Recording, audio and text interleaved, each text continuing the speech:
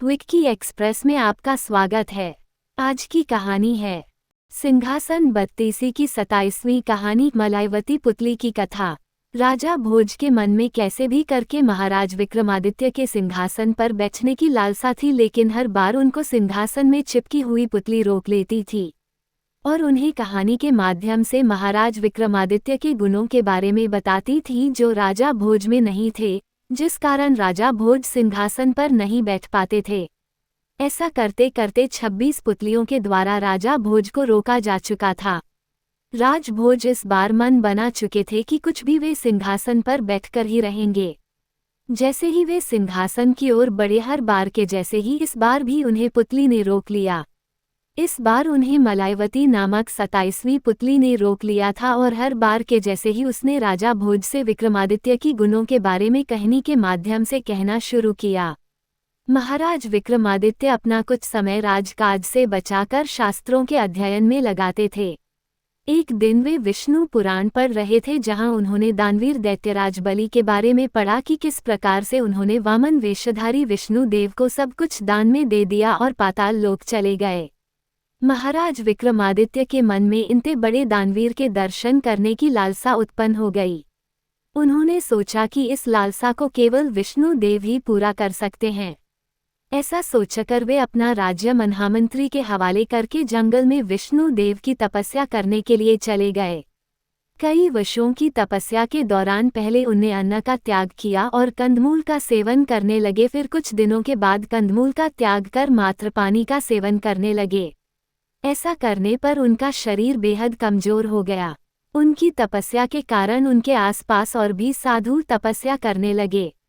उनमें से एक साधु ने महाराज विक्रमादित्य की कमजोर हालत देखकर उनसे कहा कि वे गृहस्थ हैं और उन्हें साधुओं के जैसे तपस्या नहीं करना चाहिए। लेकिन महाराज विक्रमादित्य नहीं माने और अपनी तपस्या में लीन होते हुए उन्हें पानी का भी त्याग कर दिया। अब तो उनका शरीर सूखकर कांटे के जैसा हो गया और वे बेहोश होकर गिर गए। जब होश आया तो देखा कि उनका सिर विष्णु देव के गोदी में है और वे राजा विक्रमादित्य के सिर पर हाथ फेर रहे हैं। उन्हें देखते ही विक्रमादित्य के हर्ष की सीमा नहीं रही और तुरंत ही उन्हें दंडवत प्रणाम किया। विष्णु देव ने उनसे इतनी कठिन तपस्या का कारण पूछा तो विक्रमादित्य ने पूरा वृतांत सुना दिया। विष्णु देव ने उन्हें एक शंख देते हुए कहा कि वे समुद्र के बीच में बने हुए पाताल लोक तक इस शंख की मदद से पहुंच सकते हैं। जब वे समुद्र के किनारे जाएं तो इस शंख को बजा दें। इससे समुद्र देव प्रकट हो जाएंगे और वे आपकी इच्छा को पूरा करने में आपकी मदद करेंगे। इतना कहकर वे गायब हो गए। शंख और विष्णु देव के दर्शन पाकर मन में प्रसन्नता का भाव लेकर में महाराज विक्रमादित्य समुद्र की ओर चले और समुद्र के किनारे पर जाकर उन्हें शंख को फूंका, जिससे समुद्र देव प्रकट हो गए। उन्हें पाताल लोक तक जाने में विक्रमादित्य की मदद की। पाताल लोक में जब विक्रमादित्य राजा बलि के महल के बाहर पहुंचे तो उन्हें द्वारपालों ने रोक लिया और वहां जाने का प्रयोजन पूछा। तब विक्रमादित्य ने कहा कि उन्हें राजा बलि से भेंट करनी है।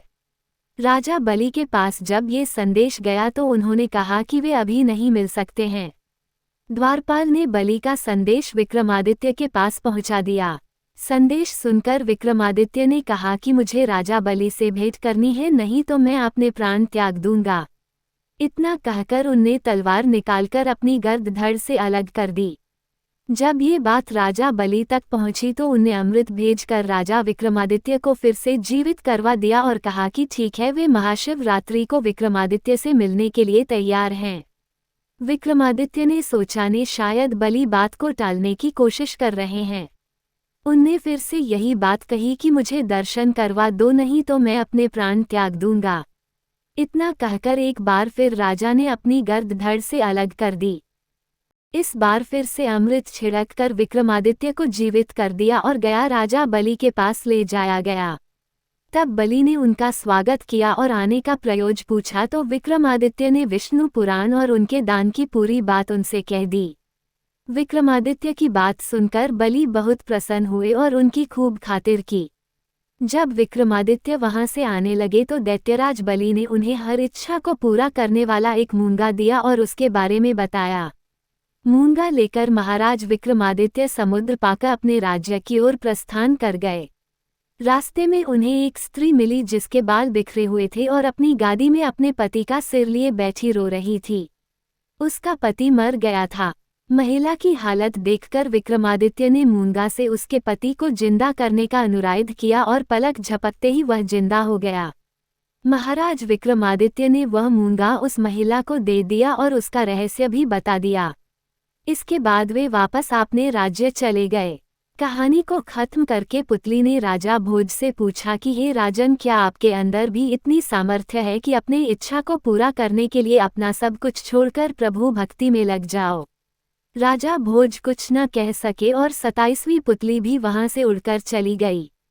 इसके बाद राजा भोज फिर से अपने महल की ओर चले गए। कहानी से सीख, हमें अपने मन लिया हुआ दृढ़ संकल्प किसी भी परिस्थिति में पूरा करना चाहिए, भले ही कितनी विपत्ति का सामना करना पड़े।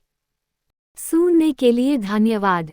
मेरा चैनल सब्सक्राइब करें, लाइक और शेयर भी करें। धन्यवाद।